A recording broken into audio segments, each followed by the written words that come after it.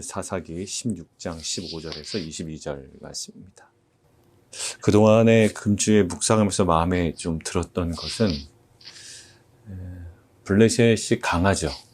블레셋이 강하고 오랜 기간 동안 이 이스라엘을 이제 점령하고 또 통치하고 이제 다스리게 됩니다. 어떤 이미지가 있냐면 블레셋이 소리를 확 지르면, 한마디로 세상이 소리를 확 질러버리면 이제 그 세상, 소리 지르는 그 세상, 또 그 소리 지르는 그 블레셋과의 관계를 통해 평화를 유지하려고 하는 인간의 특성이 있습니다. 왜냐하면 그게 눈에 보이기 때문에. 사실 하나님은 잘 보이지 않죠. 우리가 말씀을 통해 경험하고 또 여러 가지 눈에 보이지 않지만 역사하는 하나님을 경험하긴 하지만, 블레셋이, 눈에 보이는 블레셋이 갑자기 소리를 버럭 질러버리면 그 세상에 이제 요구하는 것들이 있잖아요. 너 정말 이래가지고 살 수 있어? 라는 어떤 그런 메시지들이 있습니다. 그렇게 우리에게 어떤 그 고함을 질러버리면 우리는 어느 순간 그 블레셋과의 관계, 그 소리를 버럭 지르는 그 관계 속에 이제 안정적인 삶을 유지하려고 합니다. 아, 이렇게 살아서는 안 됐었구나. 그 블레셋의 비율을 맞춰야 되는구나. 이게 어느덧 이스라엘, 유다 지파, 유다 백성들의 모습이었습니다. 물론 우리가 블레셋이나 세상에 대해서 지금 우리 현대적으로 적용하면 믿지 않는 영혼이라든지 그 세상이라든지 그것에 대해서 무례하게 하면 안 됩니다. 막 대적하고 뭐든지 무찌르고 이런 건 아니에요. 근데 우리가 항상 이 기본적인 관계의 세팅이 말이죠. 버럭 지른다고 거기에 그냥 편승해서 그 관계에서의 어떤 그 만족과 거기 안에서의 평화가 아니라 가장 궁극적인 관계, 하나님과의 관계 속에서의 평안을 누리고, 주님께서도 발을 씻기실 때 막 굴욕적으로 씻기신 건 아니었거든요. 품격이 있으셨죠. 뭐가요? 내가 주와 선생이 되어 너희의 발을 씻겼다라는 거예요. 그러니까 결국 우리의 품격과 어떤 우리의 그 품위는요, 사랑과 거룩입니다. 그러니까 우리의 삶에 있어서의 먼저 거룩, 그리고 그들을 정말 지혜롭게 정상적으로 사랑하는 거죠. 그러니까 그 블레셋의 비율을 맞춰준다고 그것이 진정한 사랑은 아니에요. 비굴한 것이죠. 어떻게 보면. 그러니까 유다 사람의 지금 모습이 사실 우리에게도 계속 도전을 주는 겁니다. 그들이 막 나는 맘먹고 이제 하나님을 떠나겠어 이런 거 아니에요. 살다 보니까 버럭버럭 소리 지르는 그 블레셋에 그저 그냥 그 관계에서만 평안을 얻으려고 하는. 블레셋은 오히려 우리가 어떤 것들을 정확하게 전해야 되는 대상이고요. 우리의 더욱더 궁극적인 관계, 하나님과의 그 관계 속에서 대해야 하지, 그것들을 전면 배제시키고 그 모든 것들을 다 리셋시키고 그 블레셋과의 관계에 올인한다 한들 우리에게는 아무런 도움이 되지 않습니다. 블레셋의 요구에 이끌려 모든 것을 놓치고 있지 않은지, 모든 것을 놓아버리고 있지 않은지 우리는 좀 매 순간마다 돌아봐야 될 줄 믿습니다. 결국 모든 것들이 세상에 맞춰주는 것, 세상의 요구에 우리가 맞춰주면서 그들의 마음을 환심사려고 하는 것, 그런 것은 아니고요. 결국 우리에게 요구되어지는 것은 사랑, 복음적인 사랑, 정상적인 사랑, 그리고 헌신, 거룩, 그리고 맨 마지막에 십자가죠. 그러니까 예수님께서 그 세상을 사랑하는 방식은 십자가였어요. 그러니까 우리의 비율을 맞춰주면서 우리에게 사랑을 구걸하시지 아니하고요. 그의 어떤 그 십자가의 죽음을 통해 우리에게 사랑을 쏟아부어 주셨습니다. 블레셋과의 관계에 너무 집착해 있었던 우리의 시선이 있었다면 이제는 정상적인 하나님과의 관계 속에서 블레셋을 이해하는, 세상을 이해하는 귀한 공동체가 되기를 원합니다. 들릴라의 집요한 추궁이 있습니다. 그리고 요구가 있고요. 요청이 있습니다. 어제 그 반복이라는 코드를 우리가 함께 묵상했는데 그 반복되면서 그 들릴라의 요구는 굉장히 강해집니다. 더 집요해집니다. 3번 실패했죠. 그리고 오늘 15절에 이렇게 얘기합니다. 3번이나 나를 희롱하고 당신의 큰 힘이 무엇으로 말미암아 생기는지 내게 말하지 아니하였도다. 근데 4번째 삼손이 무너진 게 아닙니다. 4번째 무너진 게 아니라 16절 날마다, 영어 성경에 day after day라고 되어 있는데 날마다 그 말로 그를 재촉하여 졸랐다라는 거예요. 3번은 참았는데 4번째 무너진 것이 아니라 그 이후에도 계속 날마다 그 말로 이 삼손을 재촉하여 조르는 거예요. 심하게 압박하다라는 겁니다. 억압하다. 이것이 어느 부분의 사연이냐면 딥나 여인이 삼손을 재촉하죠. 그때 동일한 동사입니다. 삼손이 그 반복되는 이 여인의 그 요청 가운데 굉장히 힘들어하는 모습이 있습니다. 삼손의 마음이 번뇌하여 죽을 지경이다. 자, 오늘 그래서 17절에 독자들이 그리고 이 장면들을 만약에 바라보는 이 관객들이 일어나지 않았으면 하는 그 일이 이제 17절에 일어납니다. 밑줄 하나 거둘까요? 삼손이 진심을 드러냈다라는 그의 마음의 모든 것들을 얘기했다. 영어 성경이 그것들을 아마 잘 표현하고 있는 것 같아요. 모든 것들을 다 드러냅니다. 자, 여기서 삼손이 모든 것을 들릴라한테 다 드러내는데요. 자, 그렇게 드러내기까지 가장 큰 동력이 뭐였냐면, 자, 한번 볼까요? 15절. 들릴라가 삼손에게 이야기하는 핵심 메시지가 뭘까요? 들릴라가 삼손에게 요구하는 핵심 메시지.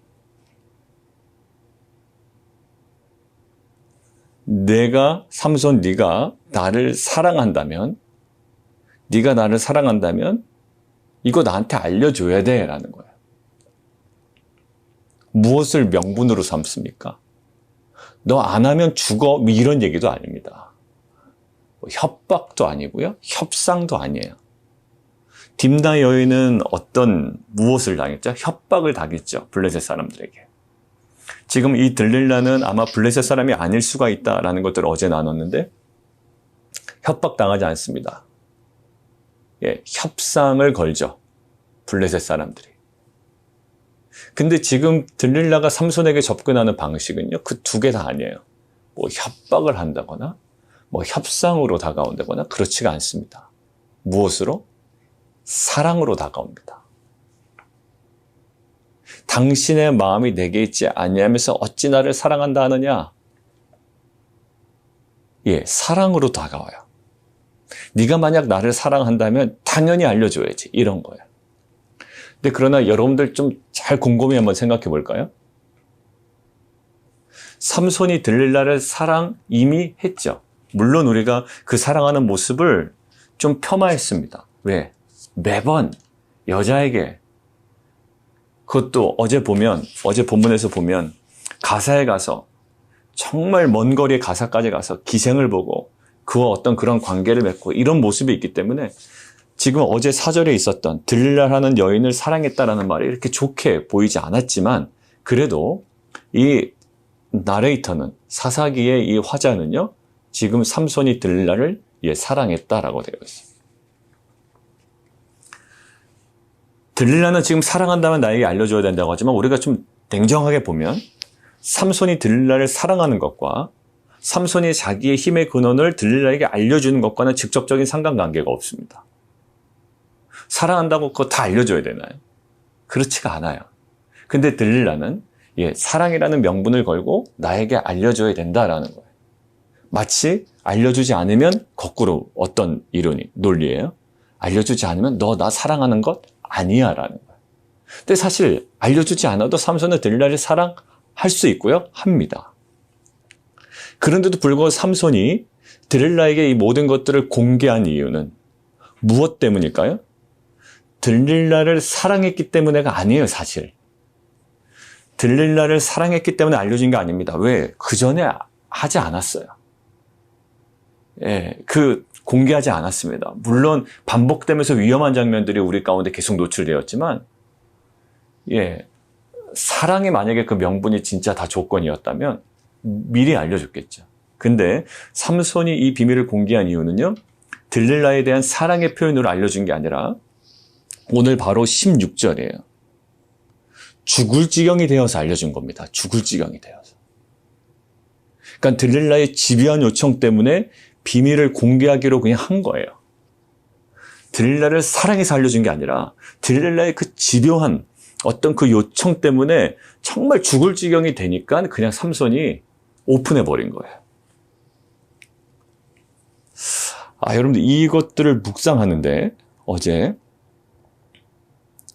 사단의 음성도 이렇게 다가오는 걸 느꼈어요. 누구를 향한? 예수님을 향한.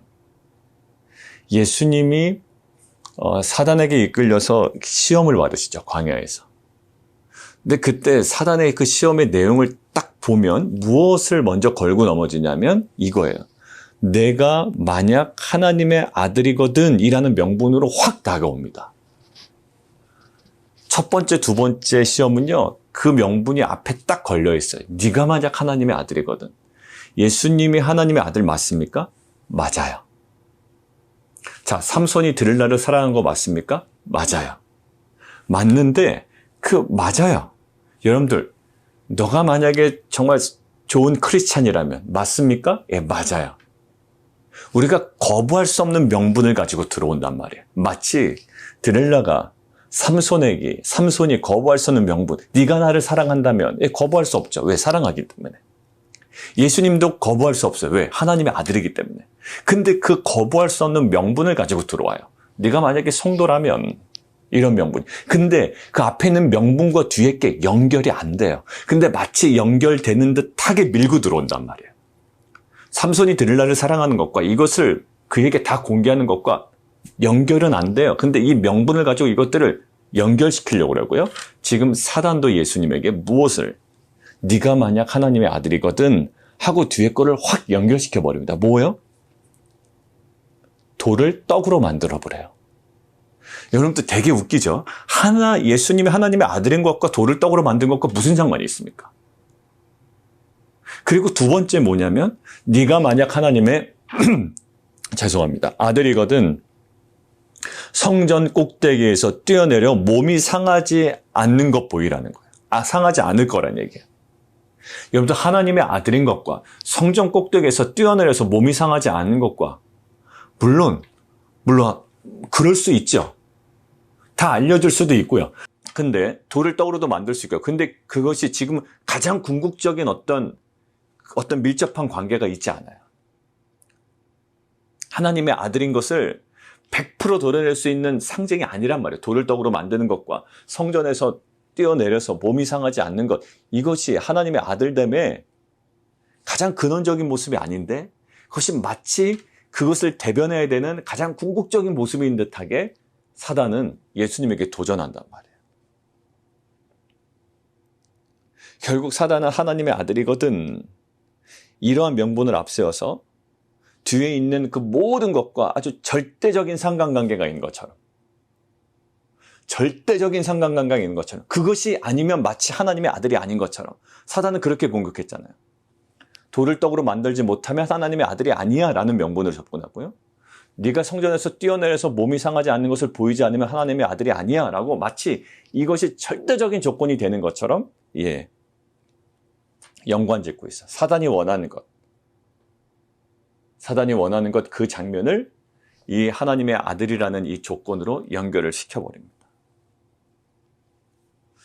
우리에게 도전하는 어떤 메시지가 있죠. 세상에.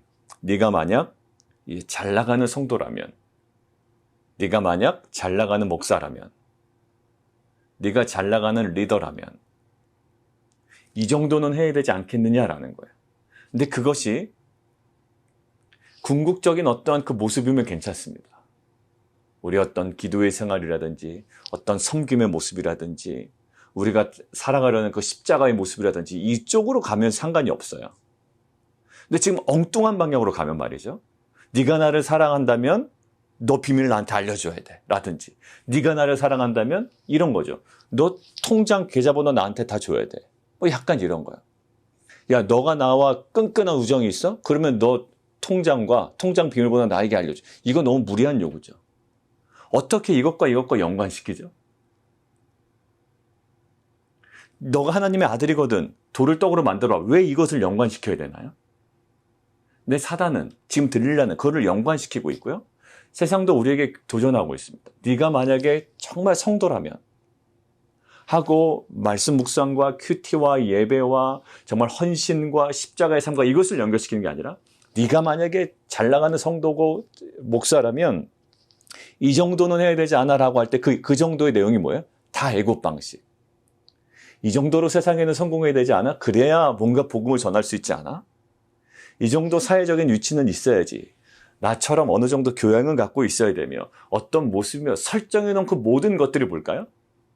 예, 지금 사단이 예수님에게 도전하는 방식이 다 실은 세상적인 방식이고 애국적인 요소잖아요.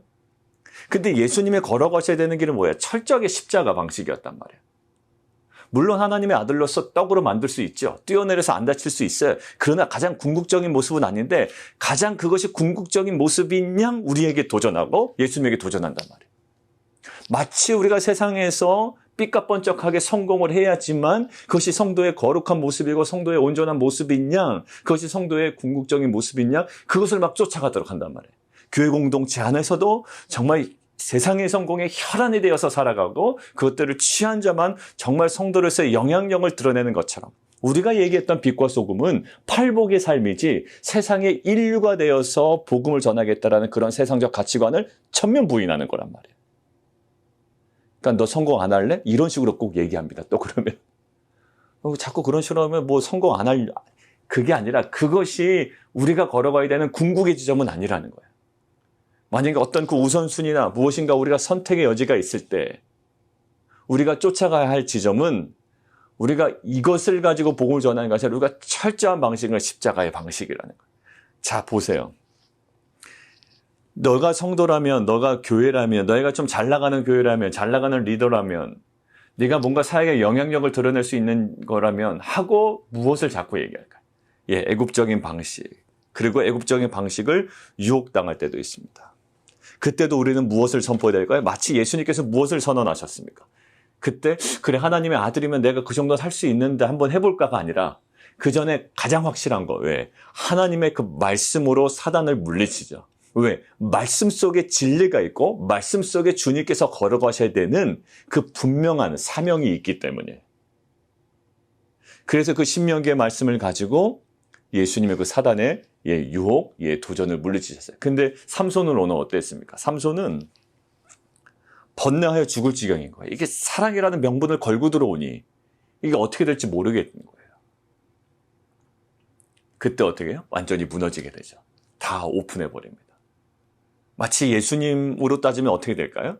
예수님께서 사단의 그런 요구에 그래 나 하나님의 아들인데 라고 만약에 정신 차리지 못하고 돌을 떡으로 막 만들고 있고 말이죠.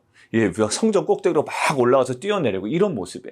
근데 예수님은 절대 그러지 않으셨습니다. 왜요? 첫 번째 아담은 무너졌어요. 첫 번째 아담은 뭐죠? 명분 걸고 들어옵니다. 네가 이거 하면 하나님처럼 된다라는 명분이에요. 근데 그 명분 자체가 잘못되었던 것이고 근데 아담과 하와는 어디요? 거기에 무너져 내리죠. 마치 데릴라의 집요한 요구에 무너져 내린 것처럼 아담과 하와는 그 집요한 요구에 무너져 내립니다. 오히려 이것들을 스스로 취합니다. 그런데 예수님은 어떠셨죠? 분명한 하나님의 아들이거든 이란 명분이 있었지만 그것과 떡을 만드는 것과 성전 꼭대기에서 뛰어내리는 것과 내가 돈을 많이 버는 것과 내가 힘이 세지는 것과 세상에 강하여지는 것과 높아지는 것과는 상관이 없어라는 분명한 말씀에 근거한 선포와 자기 확신이 있었다라는 거예요. 사랑하는 성도 여러분, 우리에게는 수많은 메시지가 들려옵니다. 집요하게 들어오고요. 끈질기게 들어오고요. 그 다음에 그럴듯하게 들어오고 교양 있게 들어오고 아주 그냥 화려하게 들어오고 때로는 우리에게 또 많은 명분을 가지고 들어오지만 우리가 반드시 서야 될 것, 우리가 뿌리내야 될 것은 뭘까요? 예수님께서 사단을 물리치신 그 말씀의 뿌리를 내리고 우리의 궁극적인 정체성이 무엇인지를 다시 한번 확인하고 막연하게 명분 따라 걸어가는 것이 아니라 하나님의 그 진리의 말씀에 근거하여 우리가 살아가야 되는 그 거룩으로 다시 한번 나아가는 귀한 공동체가 되기를 원합니다. 두 번째는요. 오늘 그동안의 삼손의 모습이 어떤 상태에서 행했는지 오늘 17절에 드러나요. 자, 17절 한번 보실까요? 그의 모든 것들을 쏟아내죠. 그러니까 그의 지금 진심이 다 드러나는 거예요. 그의 진심이 어떤 고백으로 드러나냐면 이렇게 드러납니다. 내가 모태에서부터 하나님의 나시린이 되었다. 자, 깜짝 놀랐습니다. 그러니까 삼손은 정확하게 알고 있었던 거예요. 어디부터? 모태에서부터 나는 하나님의 나시린이 되었다라는 것들을 뭐예요? 정확한 자기 인식을 하고 있어요. 여러분들 삼손의 수많은 행동들을 우리는 이미 봐왔습니다. 근데 삼손의 자기 인식이 어땠다고요? 모태에서부터 나는 나시린이 되었다라는 거예요. 결국 포도원에 서슴지 않고 들어간 것, 동물 사체를 계속 만졌던 것, 그리고 성적으로 방종하게 살았던 것, 이것은 결국 뭐였어요? 자신의 정체성을 몰라서가 아니었다는 거예요. 알면서도 포도원에 들어갔고, 알면서도 동물의 사체를 서슴지 않고 만지고, 알면서도 성적으로 방종했다는 거예요. 이것이 뭘까요? 우리의 모습과 똑같아요. 몰라서가 아니에요. 알면서도 서슴지 않고예요. 6절, 17절 어떤 거예요? 자신의 신분에 어울리지 않는 부적절한 행동을 했음에도 그런데요. 무엇은 있어요? 지금 17절에 보면.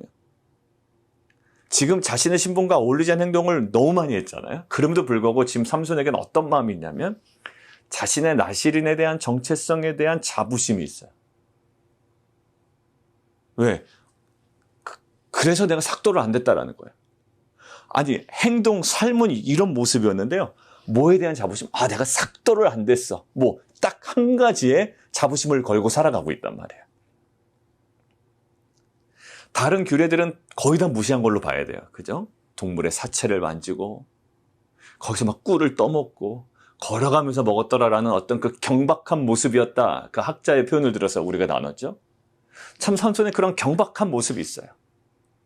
정말 성도로서의 그 거룩함을 잊어버리고 세상의 그 경박한 모습을 막 따라가고 거기에 박자에 맞추고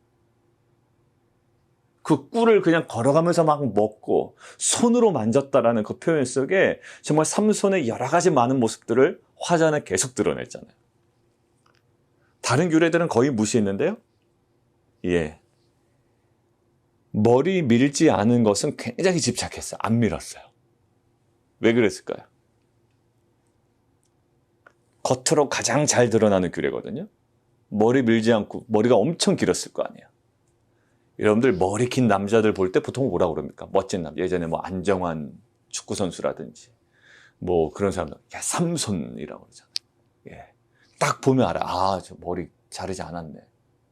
눈에 드러나는 하나의 규례, 가장 겉으로 잘 드러나는 그 규례만 의지하여 그냥 괜찮다고 생각했던 거예요. 원래 실상은 뭐예요? 다른 것들은 다 어겼잖아요. 결국 뭘까요? 삼손은 스스로를 속였던 자예요.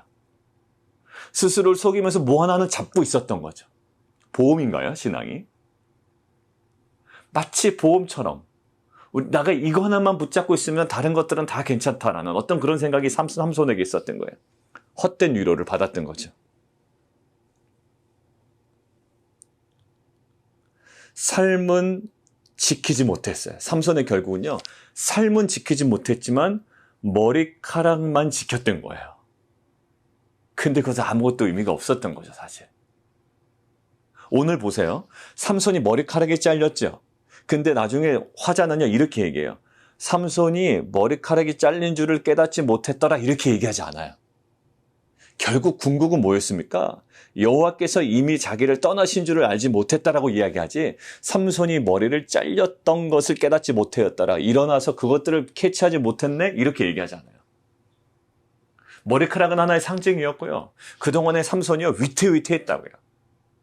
그런 하나님께서 모든 것들을 용납하셨던 거예요. 이것은 은혜였지 삼손이 당연히 누려야 될 것은 아니었습니다. 왜요? 오히려 하나님께서 그 모든 나시린의 규례를 어기면서도 그의 적절한 행동을 하지 않았던 삼손을 그냥 떠나실 수도 있지만 이것은 전적인 하나님의 은혜였어요. 근데 정말 은혜인지도 모르고 삼손은 뭐 하나 붙잡고 있어요? 머리카락 자르지 아니하는 거 하나 붙잡고 있는 거예요. 마치 이런 거죠. 아무것도 거룩한 성도로서 살아야 되는 많은 것들이 있어요. 기도라든지 정말 끊임없는 기도, 헌신, 예배, 이런 것들이 있지만 결국 뭐예요?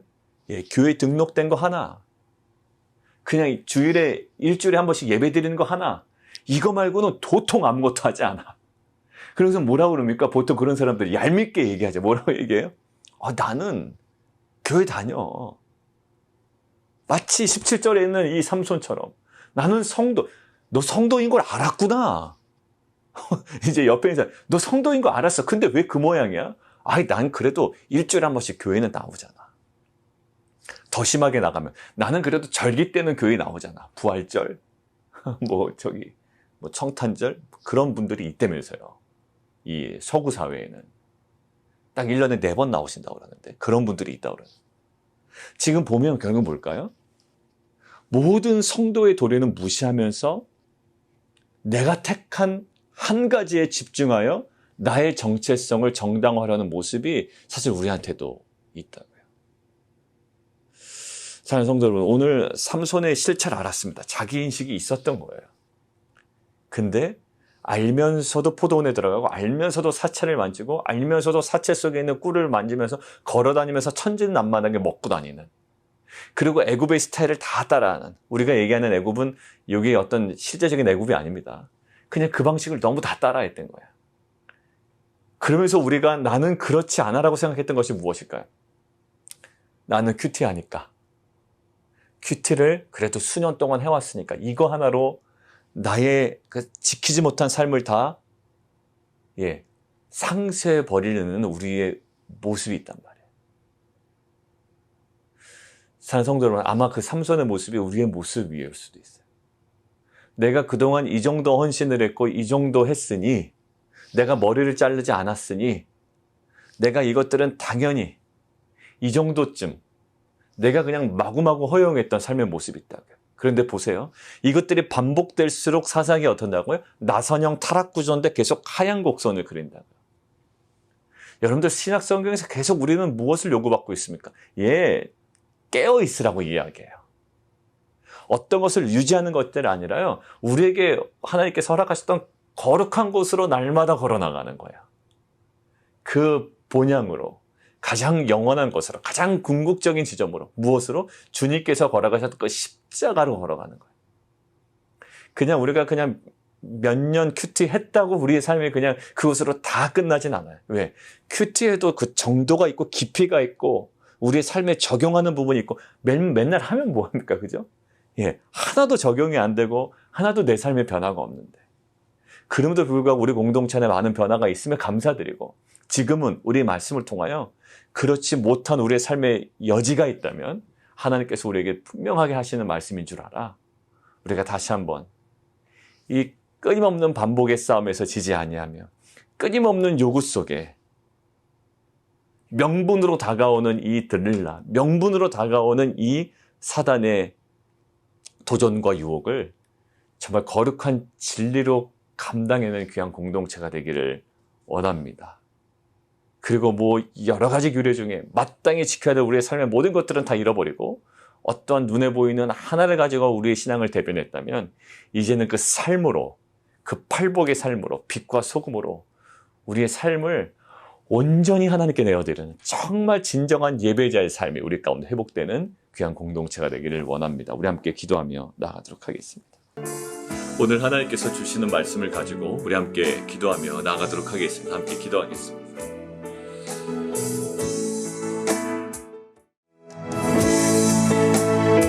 우리 함께 좀 기도할까요? 오늘 홍정호 집사님, 홍순영 집사님 오늘 8시 반에 있습니다. 그 좋은 결과 위해서 우리 함께 좀 기도해 주시면 좋겠습니다. 그리고 오늘 또 최홍민 목사님 클로징이 있습니다.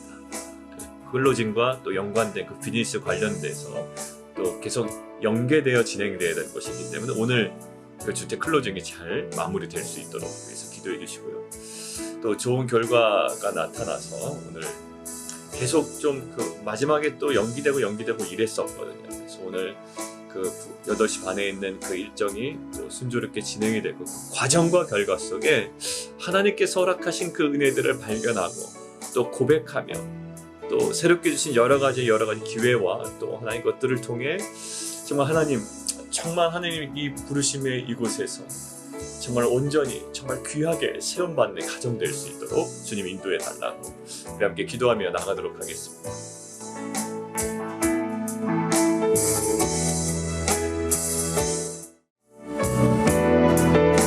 우리 함께 좀 기도할까요? 우리 다시 좀 기도하기는 삼손은 머리카락을 지키는 것보다 우선해야 될 거는요, 삶을 지키는 거였어요. 사실 이것은 우리 공동체 안에 있는 일부의 모습이 아니라 우리 정말 그 성도의 모든 공동체 모습입니다. 왜냐하면 믿지 않는 사람들이 볼 때 이제 손가락질을 많이 가끔 할 때가 있잖아요. 그때 뭡니까?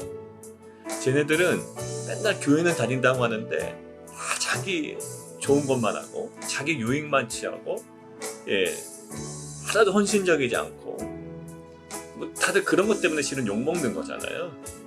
왜 그럴까요? 삶은 지키지 못하고 머리카락만 지켰기 때문에 그래요. 그게 바로 그냥 교회 다닌다 그러고 교회에서 봉사한다 그러고 그냥 교회 안에서, 근데 밖에서 빛과 소금도 없고 십자가는 없는 거예요. 그러니까 십자가는 좀 그렇고요. 내가 원하는 그거, 그러니까 실은 숨기는 것도 내가 원하는 것, 내가 딱 선택한 거 한 가지. 물론 한 가지 사역을 한다고 뭐라 그러는 게 아니라 내가 그냥 내가 선택한 거 그거, 그게 전부라고 생각했던 거예요. 마치 삼손에게 머리카락 자르지 아니한 거 그거 하나만 지키면 된다라고 생각했던 거죠. 근데 결국 삼손이 지켜야 되는 것은 삶이었잖아요. 우리 안에도 정말 하나님께서 우리에게 요구하시는 것은요, 우리가 어떤 종교적 행위가 아니라 우리에게 원하시는 것은 정말 그 십자가 팔복의 삶이에요. 빛과 소금이라고. 이것이 없이 뭔가 명분 하나 가지고 살아갈 수 없어요. 가룟 유다 계속 등장해서 그렇지만 가룟 유다는 명분 가지고 살았는데 이거 가지고 팔면 어떻게 할 수 있는데, 근데 그에게는 그 어떠한 삶도 없었습니다. 그냥 돈께서 돈을 훔치는 삶만 있었지 삶은 지키지 못했지만 명분은 그럴듯했다. 우리 안에 정말 그 삶을 지켜나가는, 겨우 머리카락 지켜나가는 자가 아니라 정말 그 삶을 지켜나가는 자가 되게 해주십시오. 우리 함께 기도하며 나가도록 하겠습니다.